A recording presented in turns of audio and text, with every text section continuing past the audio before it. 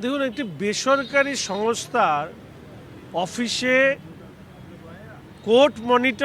কোল scam ইনভেস্টিগেশনে এটি সাংবিধানিকভাবে দায়িত্বপ্রাপ্ত সংস্থা, তারা তদন্ত করতে গিয়ে বাধাপ্রাপ্ত হচ্ছেন সংবিধানকে সামনে রেখে শপথ নেওয়া রাজ্যের মুখ্যমন্ত্রীর দ্বারা।